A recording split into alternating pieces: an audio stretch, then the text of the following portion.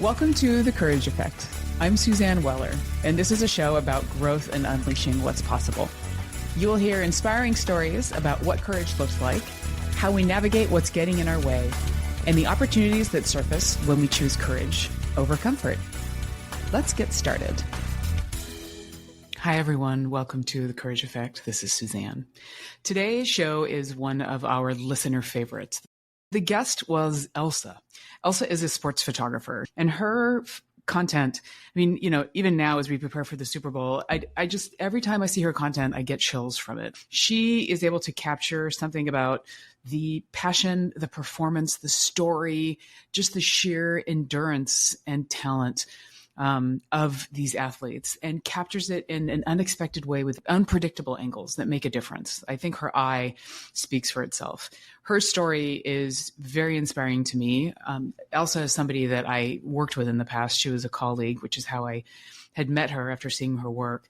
But her story, just as far as being a girl and finding her own way to becoming a photographer and a sports photographer and dealing with sexism in various spaces.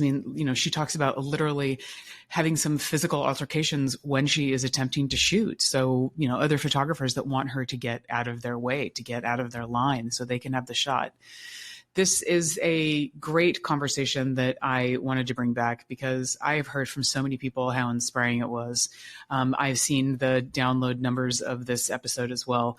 And it's one that really stays with you. And I think that we can all use a little inspiration any day, but I don't know about you, but right now I could use a little bit of extra inspiration just to push me out of my comfort zone and to embrace that courage and to do what I need to do, not only for myself, but for my communities, for the women around me, for my family, for the greater good. And I see Elsa as doing just that as she is creating her imagery and bringing it into the world. So enjoy this conversation with Elsa, and thank you for listening. My guest today is Elsa, somebody that I am very lucky to call a friend. And she is somebody that I knew of her work before I even knew her as a woman. And I'm sure that you have actually seen her work, and maybe you are not aware of that. And she is somebody who is a photographer. She has covered some of the most preeminent events in the world, sporting events in particular, such as the Olympics, the World Series, Super Bowl, NBA Finals, US Open, World Cup, Final Four, all of these things. And she is, just quite to say, she is a badass. She is somebody who is a bit of a hero of mine. I have so much respect for her, and I'm thrilled to have her here today. Elsa is known in the industry by first name only, and she has the distinct honor of being the first woman staff photographer at Getty Images. Famous for capturing defining moments, bringing her vision to collegiate and professional sporting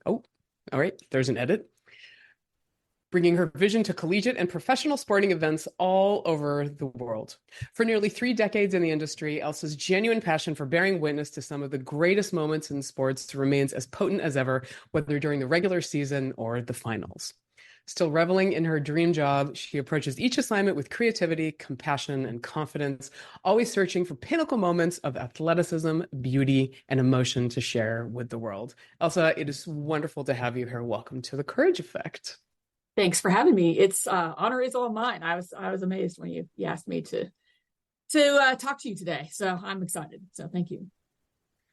Well, it's wonderful to shine a spotlight on you, somebody that is usually on the other side of the camera. And one of the things that I love about, your work is amazing. And I love hearing your story because you are a woman in a creative industry and in a male-dominated industry. So I would love for you to talk a little bit about finding photography, falling in love when you were in high school, and really having the courage to strike that path to do it professionally. So talk to us a little bit about that. Well, so you would think that I grew up as a sport fan or a sport junkie. Not the case. My family was not into it at all. And I didn't really know much about photography or even think of it as a creative outlet until I took a class in ninth grade. And obviously that was in, the mid 80s, mid to late 80s, because I graduated high school in the 90s. And it was film, it was manual focus, it was manual exposure, all these kind of tactile technical things that were kind of cool to me.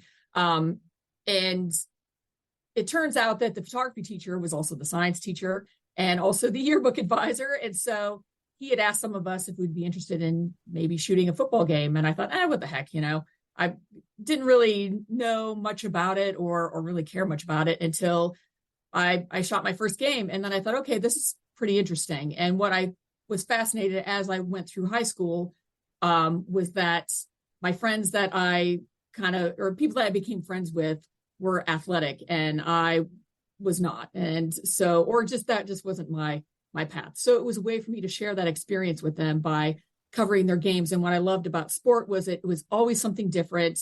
It was not easy. And that's what I loved about it. It was like capturing those moments.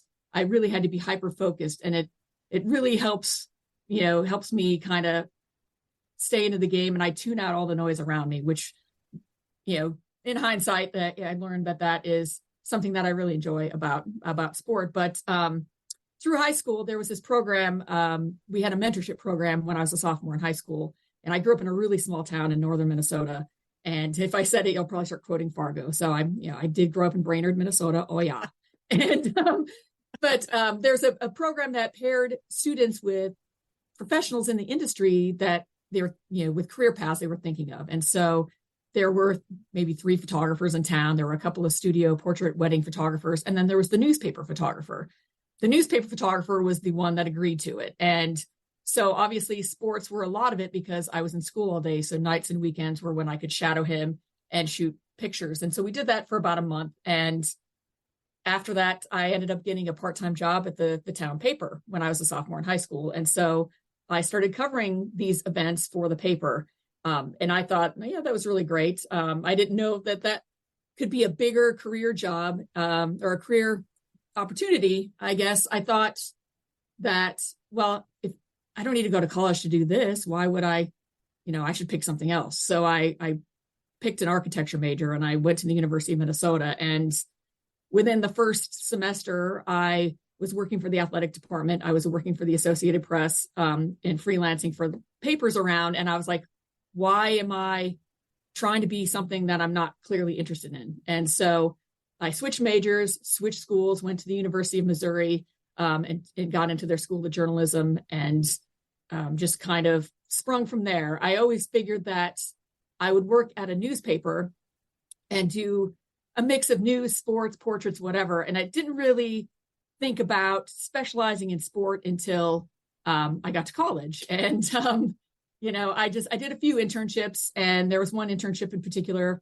at a magazine that doesn't really exist anymore called The Sporting News. And I got to travel a little bit and shoot sport. And so I saw that this career path was possible. I saw Sports Illustrated photographers that I met along the way. I met photographers that worked for this company called All Sport, which was later bought by Getty Images.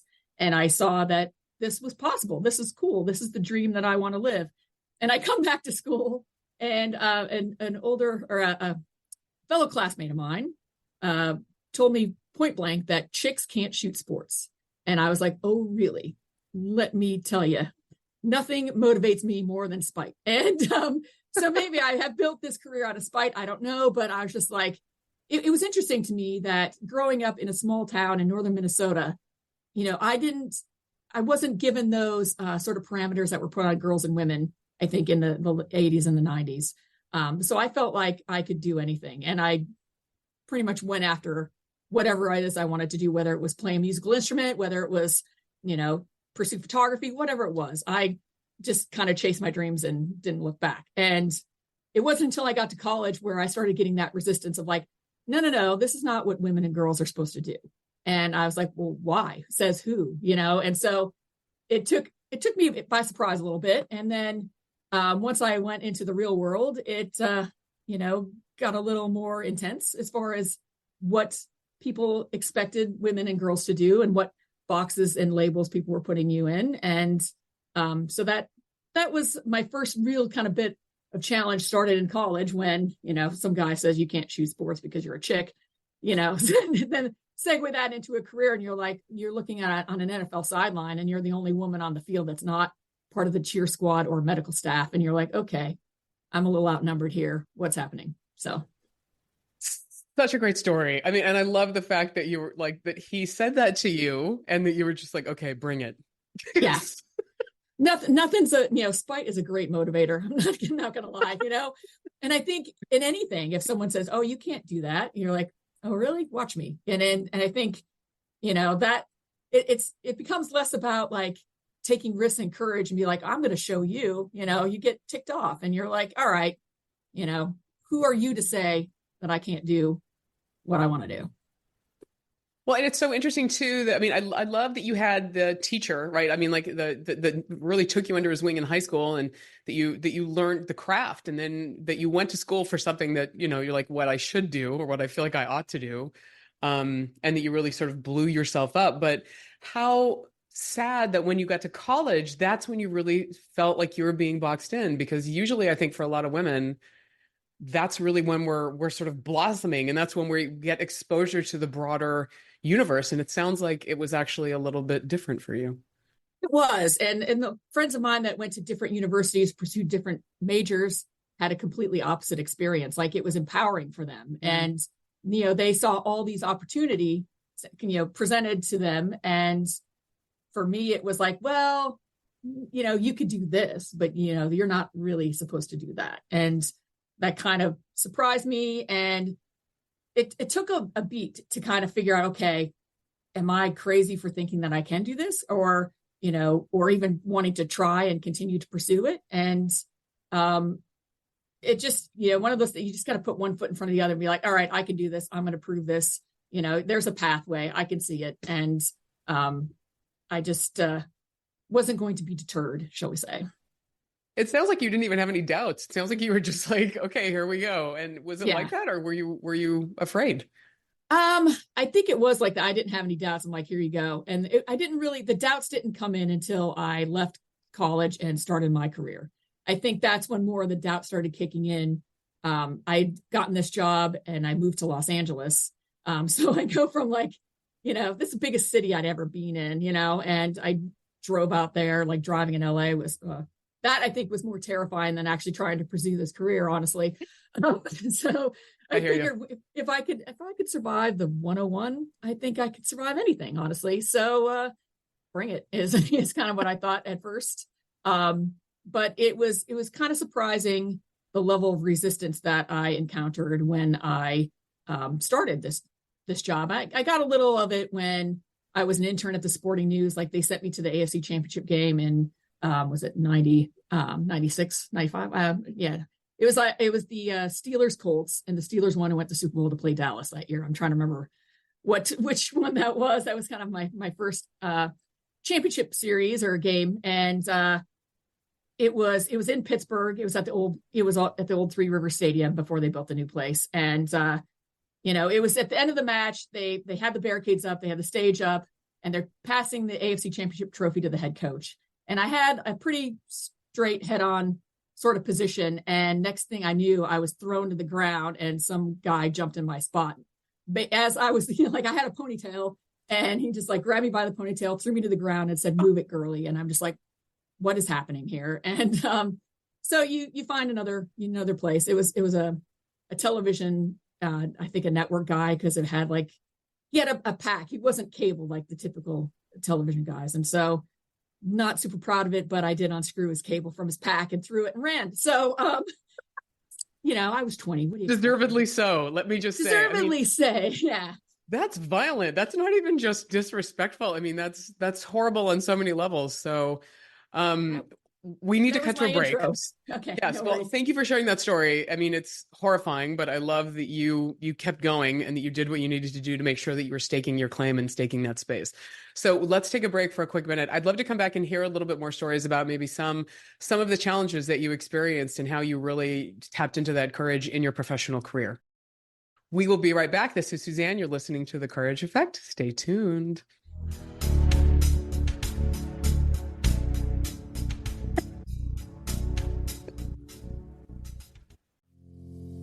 Just say no to fast fashion. Cheap clothing we only wear a few times and then toss aside has significant environmental impact. We need to shift to a more sustainable solution, and here's one step to take you in the right direction. Clothing rental from Armoire.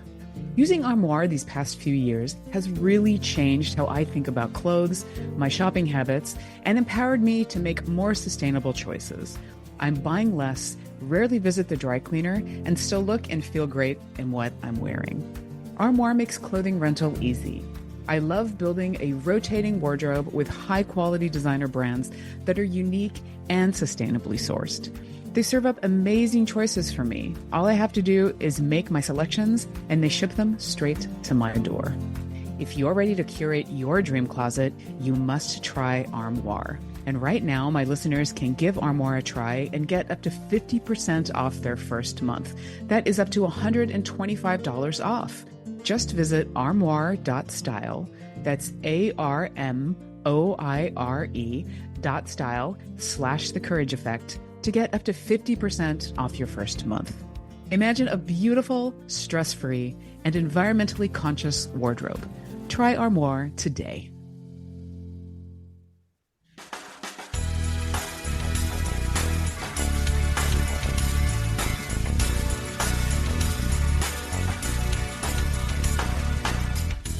Welcome back to The Courage Effect. This is Suzanne Weller, and I'm here with my guest, Elsa, who is a sports photographer whose work you have undoubtedly seen online, TV, newspapers, all over the world. Elsa, one of the things that has really blown me away about you is that you really are a survivor. And this is one of the things that, I mean, when we worked together, I saw that in you. And just the story that you told about somebody literally, yanking you by your ponytail to get your position at a game, which is just horrifying to me.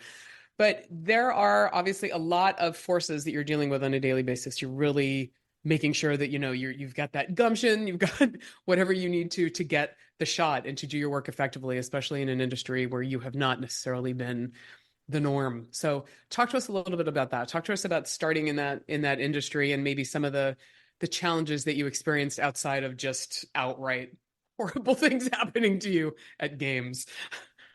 Well, I think, you can speak to any woman that is in a professional setting of any kind, any career path, and you run up against a different set of rules that are meant exclusively for you on what you can and can't do. And certainly when you're working in a sports venue, if there's not a lot of women around and, you become an easy target with other photographers, with security staff, because they feel like, oh, well, you're less than I am. So, I can target you. I can take my aggressions out on you. And so a way that I combated that in kind of the early age was I would kind of shrink myself and try and make myself less visible. And so by that, I meant, I wouldn't, not that I dressed really flashy anyway, but I certainly kind of channeled my inner 14-year-old skater, I guess. And, was gray hoodies, jeans, just very, I didn't wear a lot of makeup anyway, but certainly wasn't doing any of that while I was working.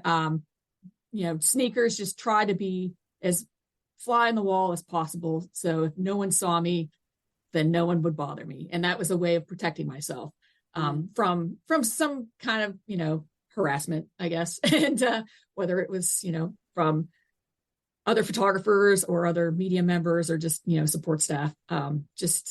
It's one of those things is like, when you stick out, you're easy to pick on. And so I was trying to blend in as much as I could, just so I could do my job. And that seemed to work for a good bit of my time. But it gets exhausting and it's stressful when you feel like you can't be yourself. You have to shrink in and to fit into some mold, and you're not able to. At least I felt like as a photographer, I couldn't make any mistakes because I always felt I had this target on my back, because every little thing that I did wrong, I felt could be held against me to leave me off the next event. And so I felt like I always had to be perfect. And when you have that pressure on yourself day in and day out, it wears on you. And then you start to second guess yourself. The imposter syndrome kicks in of like, do I really belong here? Is this something I need to do?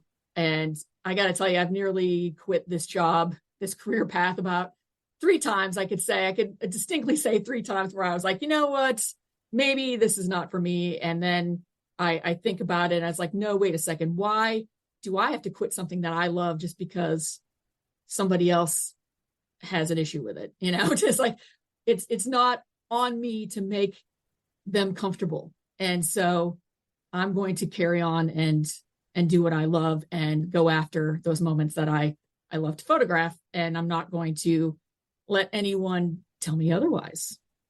But that's really hard. It's exhausting and it wears on you, and you question everything. And I think that was what I really struggled with for many years in kind of like the early to middle part of my career. Once you kind of get into it and you see the resistance, whether it's like, getting told where you can and cannot work or how you work.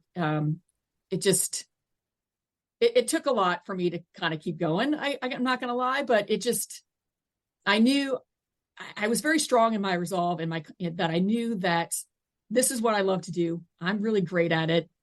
I can't carry the load of their other people's issues with me being there. And that was a really hard and long sort of lesson to learn or place to come to. And I'm glad that I've stuck it out so far. I feel like so am it's I. Finally, so are we. So's the world. But I'm finally getting into a place where I feel like, I can actually do my job now. After 27 years of doing this job, now I feel like, okay, now I can do what I'm supposed to do instead of having to fight for everything, because it's exhausting when everything is a fight. Yeah, completely. Well, and one of the things too is that I know that, you've said that the older you get, the less nonsense you're willing to put up with. But I wonder for you, when you went through that, when the imposter syndrome was creeping in, and for you to basically, start to step away from that and not carry the load of other people's expectations or whatever that was, what were the things that helped you to do that? Well, I think certainly a lot of our conversations helped me out. And 3 years ago when we started working together, at least on trying to figure out, okay, how can I shift my mindset to not let that negative talk creep in. And it used to be a defense mechanism, and that's, I think it's a lot for a lot of people. It's like, okay, I'm going to hurt me before you can hurt me, so then I'll be fine. And that only works for so long. And I think it's easier if you just look at it as like, I just need to keep going and just put one foot in front of the other. It's too daunting when you're looking at like the big picture and you see, okay, I want to do this big thing. I don't know how to get there.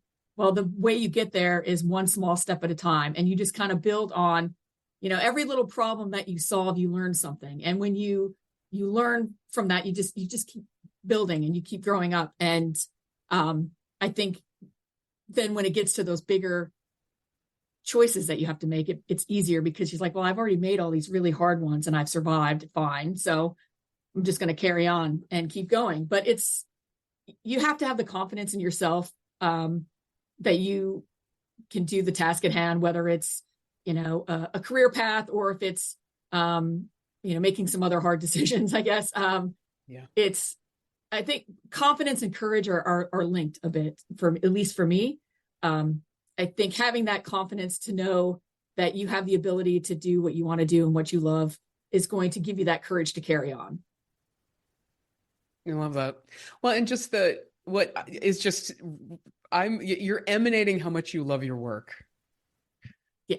Yes, it is. I mean, it is kind of a dream job. And I mean, I get a front row seat to some of the biggest moments in sport history. Like, who doesn't love that? It's pretty cool, but it's also a lot of responsibility. Like, if I can't just like sit there, at the World Series and in a photo pit, just like, oh, wow, that was a cool moment. I need to capture it. So, but I think it's, and building on that, and like, okay, it's not only about getting the game defining moments, but also the quieter ones too. And so for me, I'm always looking around at every aspect of whatever match I'm covering. And just what I love about it is every day is something different, even though I could, let's say, have 5 baseball games in a row at the same stadium. Well, the play is different. The weather's different. Everything's different. And so that keeps me engaged, and I think sometimes I'll do a challenge to myself, like, well, I'm only going to shoot with this lens today. Let's see what happens, and try and push myself to do things that I haven't really done before. So, that's great. Yeah. Well, and it's also, I think a lot of people don't understand, and I know I didn't before I worked in the industry of photography, was how much work it takes to actually create this content. So it's not just about you being an amazing photographer and honing your craft over the years, but it's all of the gear that you have to invest in and schlep around with you all over the place, and all of the relationships and the people that are the broader support that help to make this happen. The travel. I mean, I remember talking to you during COVID when you had to go up to Canada and you were isolated for 10 days in a hotel room, right? Before you could cover a hockey game. Oh yeah. I was in the hockey bubble in Toronto, and it was a 50-50 chance of whether or not I was gonna get past the customs in Toronto, but thankfully I did. And I went straight to the hotel and I check in and they're like, "Oh, you're here early. Your room's not ready. We just gotta cram you in some room." It was COVID. And so I additionally, for my 14-day quarantine, had a nice balcony room. I thought this is going to be great. And they're like, "No, you're just going to be in this little corner room that's smaller for 14 days. And man, that first day when I was out, I walked all over the place, but it was definitely interesting. A lot of people don't realize how much equipment I carry. So when I went to the World Cup in Australia, I traveled with 3 bags of gear that I checked, and then my bag of clothes, and then I had another bag of carry-on gear. So a lot of it is, I do some remote camera work, like in the goal at soccer. I'll put a camera behind the net there. If I'm shooting NBA, sometimes I'll put a remote behind the backboard. And so it's all that extra equipment that you carry that's quite heavy. And so I think being on top of, I do a lot of Pilates that really helps my back. I think it's a lot of equipment to carry that. And that was another thing that, some people would say, "Oh, well, women can't carry all that stuff." I'm like, you can put it all on a cart and carry it. It's not a big deal. So just let me be.